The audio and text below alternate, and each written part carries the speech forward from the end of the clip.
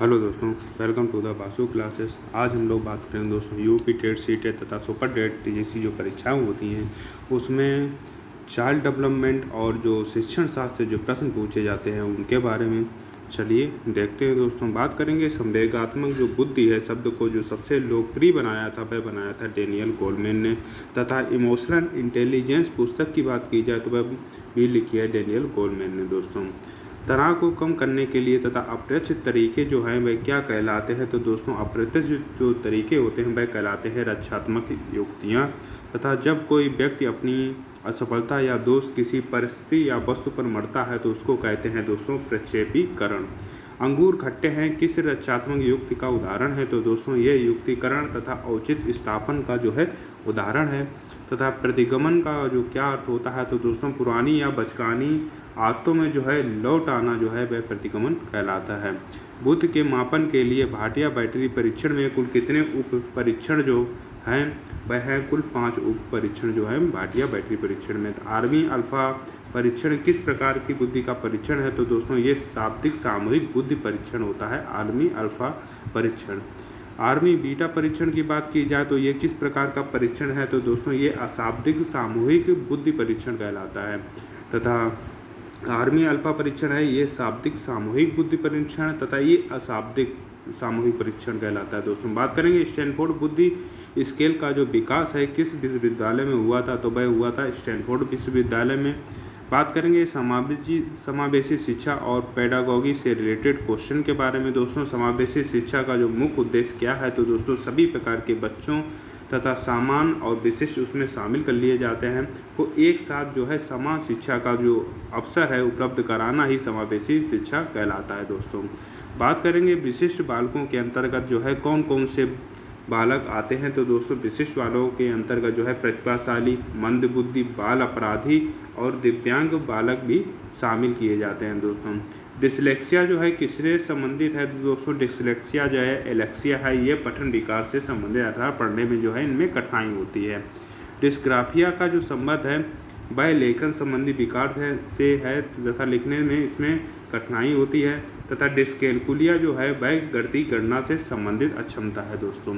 बात करेंगे ADHD का जो पूर्ण रूप है अर्थात इसकी फुल फॉर्म के बारे में, तो वह है अटेंशन डिफिसिट हाइपरसिटिविटी डिसऑर्डर दोस्तों, अर्थात ध्यान अभाव अतिशीघ्रता विकार। ये ADHD का पूर्ण रूप अर्थात फुल फॉर्म है दोस्तों। बात करेंगे ऑटिज्म का आत्म विमोह से पीड़ित बच्चे की मुख्य विशेषता क्या होती है, तो दोस्तों सामाजिक अंतःक्रिया और संप्रेषण में जो कठिनाई होती है वह ऑटिज्म या आत्म विमोह से पीड़ित बच्चे की मुख्य विशेषता होती है। बाल केंद्रित शिक्षा में जो केंद्र बिंदु होता है वह होता है दोस्तों बालक या शिक्षार्थी। तथा RT 2009 के तहत प्राथमिक स्तर पर छात्र अनुपात कितना होना चाहिए, तो दोस्तों इसमें जो है 30:1 का जो है प्राथमिक स्तर पर छात्र अनुपात होना चाहिए। तथा बाल केंद्रित शिक्षा में जो केंद्र बिंदु होता है तो दोस्तों उसमें होता है बालक। बात करेंगे RT 2009 के तहत उच्च प्राथमिक स्तर पर छात्र शिक्षक अनुपात की बात की जाए तो 35:1 होता है अर्थात 35 छात्रों पर जो है एक शिक्षक होता है। तथा प्राइमरी में जो होता है वह 30 बच्चों पर जो है एक टीचर होता है दोस्तों।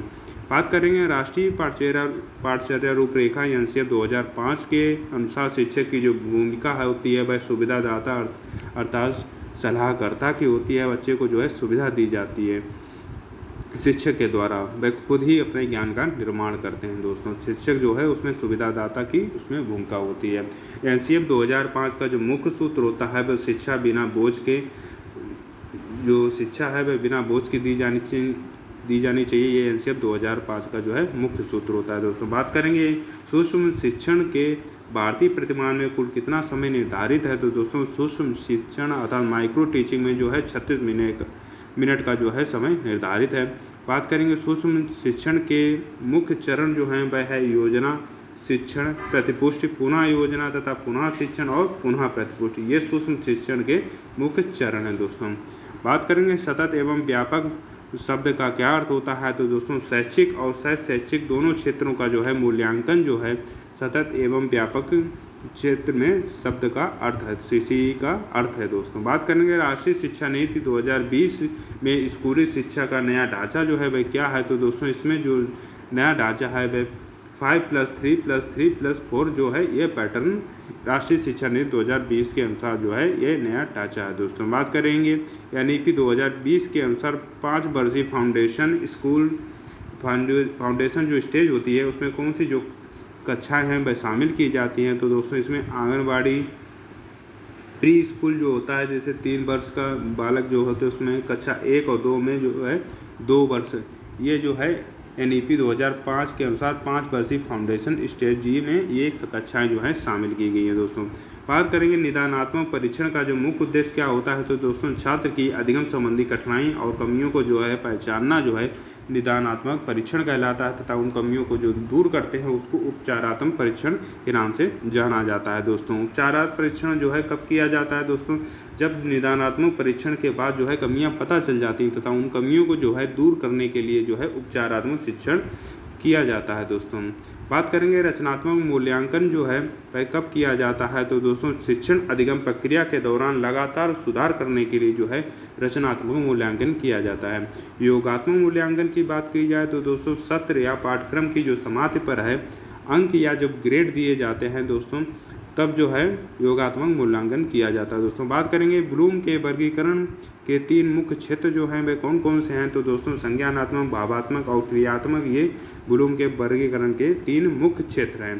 क्रियात्मक अनुसंधान का जो है मुख्य उद्देश्य क्या है, तो दोस्तों विद्यालय और कक्षा की जो व्यवहारिक समस्याओं का जो है तुरंत समाधान खोजना जो है क्रियात्मक अनुसंधान का मुख्य उद्देश्य है दोस्तों। बात करेंगे क्रियात्मक अनुसंधान के सूत्रपात का जो श्रेय किसे जाता है, तो दोस्तों स्टीफन एन कोवे को जो है क्रियात्मक अनुसंधान के सूत्रपात का श्रेय जाता है दोस्तों।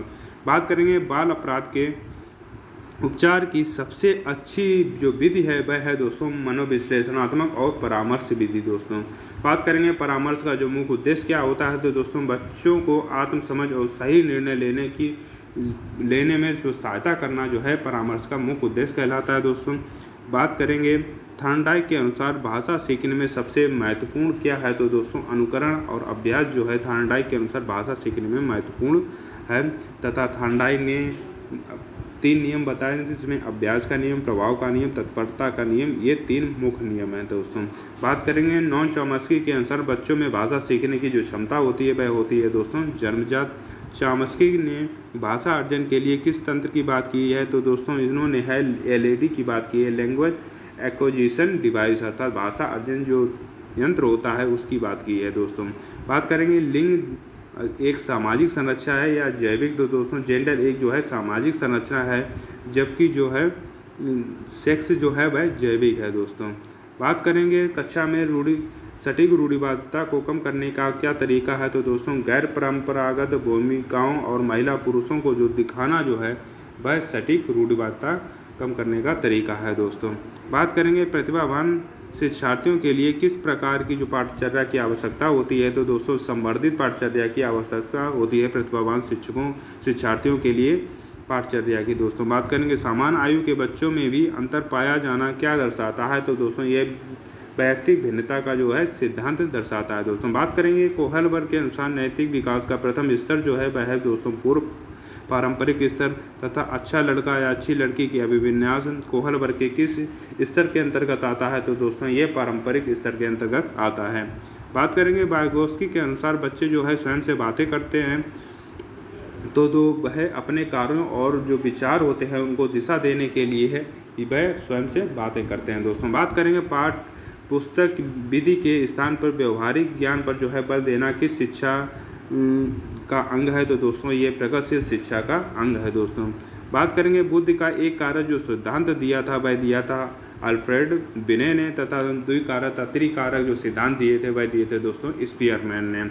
कोहलबर्ग का प्रयोग जो है किस बात के अंतर्गत आता है, तो दोस्तों ये गेस्टाल्ट बात के अंतर्गत आता है। तथा शिक्षा का अधिकार RTE जो है पूरे देश में कब लागू हुआ था दोस्तों, ये लागू हुआ था 1 अप्रैल 2010 को। ये जम्मू कश्मीर उस समय छोड़ दिया गया था उसमें दोस्तों, लेकिन अब शामिल कर दिया गया है। अगर दोस्तों ये आपको वीडियो पसंद आए तो वीडियो को लाइक करें, चैनल को सब्सक्राइब करें तथा अपने दोस्तों को भी शेयर करें। धन्यवाद।